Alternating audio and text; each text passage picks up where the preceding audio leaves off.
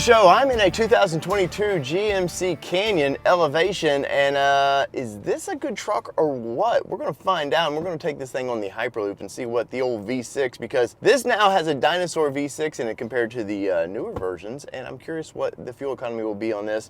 We'll do kind of a walk around. There's a couple of good things and bad things I see about this truck, and will we like it in the end? You're gonna have to stay tuned until the end to find out. If you're new to my channel, my name is David Boyd. I'm an auto journalist, and I love all things pickup trucks, and I couldn't wait to get my hands on this one and tell you all about it. So let's get into this right now.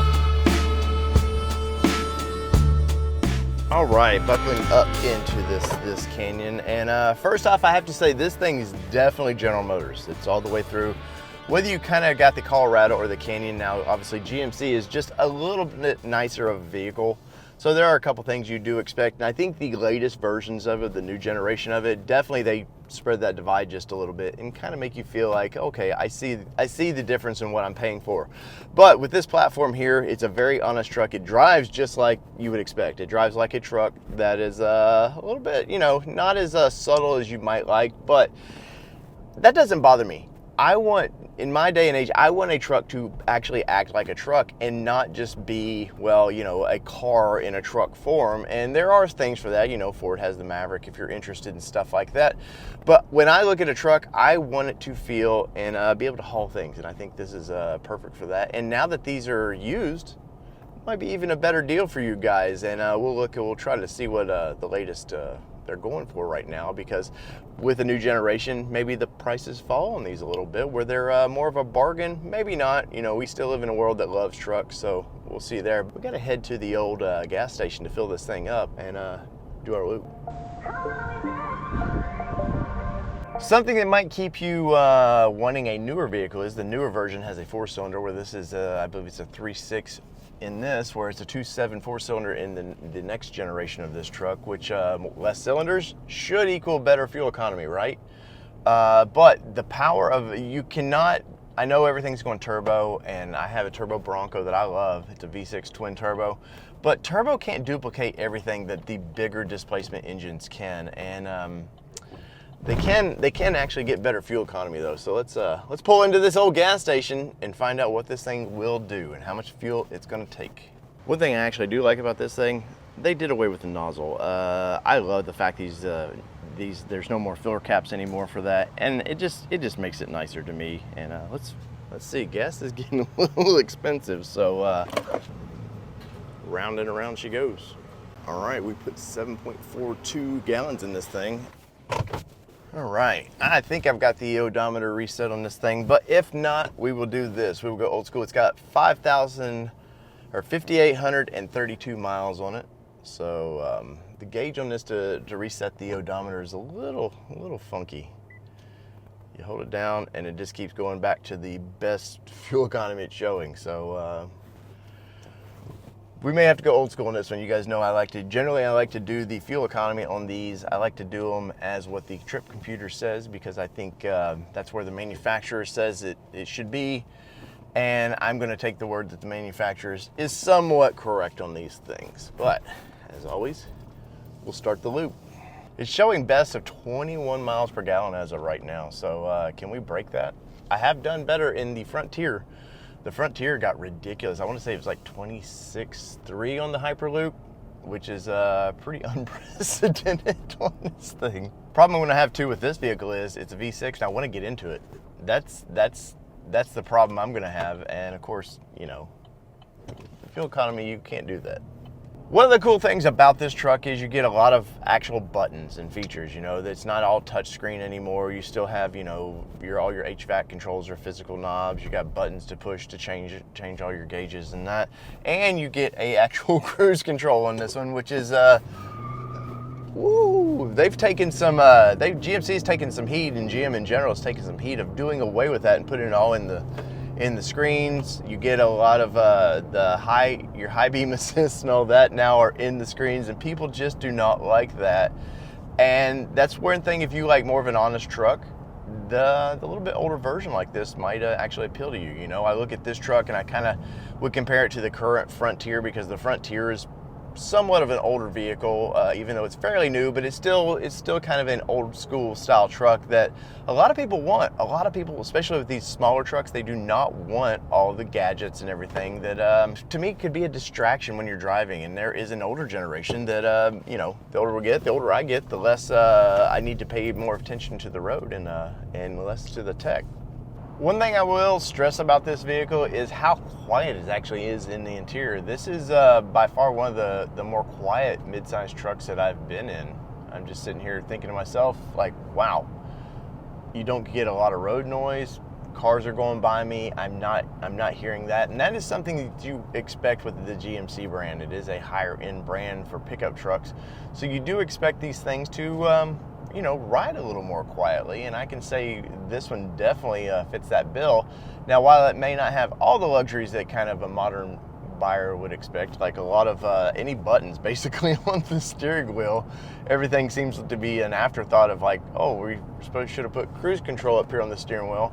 I think that would be, as much as I use cruise control, I think it would be all right for me if I were to buy a truck like this.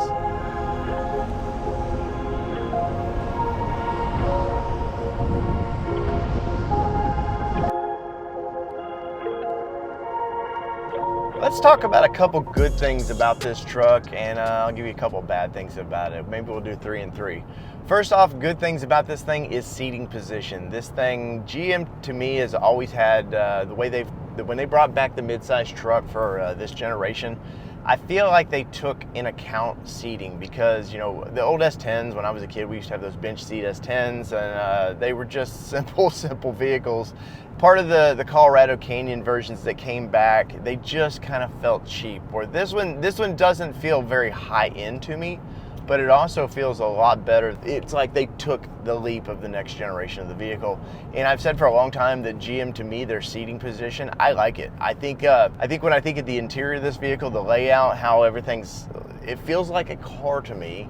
And I think that's a plus. I give it to all the manufacturers with the midsize trucks of trying to take and make these a little bit more comfortable. Everything, like I said, to me, I've always said my father-in-law had one of these GMCs and he had the higher end trim, but I always felt like I was in a car the way it felt. Now, that can be a negative as well, because not everybody wants a pickup truck to feel like a car. Some people want their pickup trucks to feel old school like a pickup truck, and I totally understand that. I think for the modern buyers, I think all the manufacturers, the way they're going into more comfortable seating positions. And I've been in other brands, and you guys know I've well documented with the Jeep Gladiator that thing on a long distance trip, anything more than 200 miles, and I just wasn't interested in driving it. I'm very happy riding around in this thing. And once again, it's just a quiet, easy-going ride. I will say, too, the materials they've used on seating, these are a cloth seating, and they're very nice. They look like this vehicle, as tested right now, has, you know, just almost 6,000 miles on it. So it's just kind of getting broken, per se, for the materials. I don't see anywhere. All the fit and finishes of this vehicle, I have to say, look good. There's no weird gaps in any of the plastics that I've noticed. The screen of it, while it is small to today's standards, is still, I think it's still plenty fine for most people. You know, it's not the old little 4-inch screens that Ford used to put into their very basic XLs and their very simple trucks, and GM did some of the similar stuff there. So it is kind of nice that you do get some touch features with the screen, but nothing too crazy. Now you do get there's a lot of glove compartment here. You do have a nice big glove compartment there. You do have the center console, so if you do need to store some things there, we're good. But it's a truck, right? And now this is like a kind of a king cab truck as well, so there is seating in the back, though I would not recommend. It's actually pretty nice seating considering the size of this vehicle when you see it. I just would not recommend long distance traveling that way, and it'd have to be a very small child to be back there. Could you do it with an adult? Sure. Would you want to? Not at all. If you're enjoying this review, please smash that like button for me, and if you have not yet, hit the old subscribe button, because I do lots of stuff like this, and I'm a reviewer that actually likes to drive these vehicles. There's a lot of reviewers out there that seem to just want to walk around and, you know, they talk about it and that's about it. But I want to take these things out, and I want to do as many miles as I can on it to really see if it would be the right truck for me and the right truck for you. A couple of the bad things in this thing, I will say no tech in the steering wheel. Now, why there might be a generation that likes that. Personally, I really wish the cruise control and all the features would have been here in the steering wheel. At minimum, like I said, the stock, as you can see here, the stock is just kind of in a weird spot. And honestly, I can't see if I'm driving straight like this. You cannot see it, so you better learn by touch and feel of where it's at, which is kind of strange to me. That would be one of the things I would ding for it. Next is personality. Now, you expect with a higher end vehicle like this, you would expect a little bit more personality. And as you can see here, this is a mid-trim, so I'm gonna say, okay, I know the price point of where it's at, but a lot of plastics in this thing, not much soft touch at all. The steering wheel is not leather. This is a rubber steering wheel, which I personally doesn't bother me. I know a lot of people do like that, but all through the vehicle, this is all kind of a plasticky, hard touch, and now you do get kind of a gray and a dark black mix up. As far as personality, not a ton of it in this vehicle. So I have seen we've been in the next generation of this vehicle, and they fixed that problem. But I will say, if you're looking at a truck and a year or two older truck, you may see this and go, well, it's kind of bland for being a GMC. So just think about that things when you're looking to buy a vehicle. The dash of the thing as well, very old school. You're getting actual gauges. So if you're the type of person that likes to actually see a needle going up and around, then this might be the truck for you. And it does have a tiny little LCD screen, the way it looks in there, and gives you a couple things. Like I said, the fuel economy, trying to reset that, kind of a pain in the butt, to be honest. No CD player in this thing, as you would expect. So once again, you can use your phone for your Android Auto, Apple Auto, and all that. But past that, it's an honest truck, and you really can't say in this day and age of people want. I think the wave of tech through all the 2010, 2020s, there's people are maybe getting over that a little bit.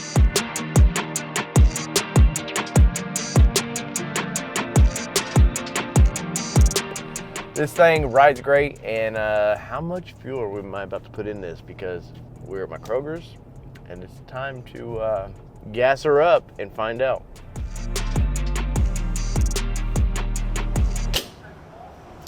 That's about right. Usually it's about around a gallon. We'll just top it off there.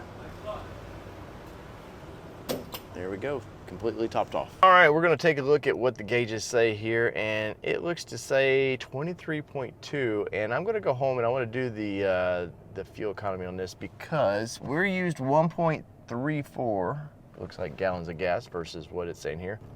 Well, and now we are back home in the GMC, and let's tally these numbers. All right, so I was doubting the MPG gauge on that vehicle because I had such a hard time trying to get it to reset, and it just was a pain in the butt, and I have no reason to explain why it was being a pain in the butt, but it just was, and I didn't have 2 weeks to figure this out. So anyway, so we started out with 5,832 miles on this truck, and we ended up with 5,872 miles, which is 40 miles exactly, which is strange to me because this always varies between manufacturers. Some is 39.9, some can be 40.4. It just varies, and I always do the exact same trip. We used 1.37 gallons of fuel in this thing, and that gives us a fuel economy of 29.19 gallons, which is ridiculous. And because I didn't trust that and math hard, all that stuff, I actually went to a website and check this out. So we went to calculator.net, and I put in the odometer and the price of gas. Don't worry about that, but it gives us basically the same thing, 29.2 miles per gallon. And I'm very surprised about that. This is the most extreme for a midsize vehicle that I've gotten, and I've done nothing different than normal. So now I need GM to actually send me a press loan over for the new Canyon, because can I top that with this vehicle? Because that's pretty interesting, and it's destroyed anything else I've put up against midsize trucks in this segment.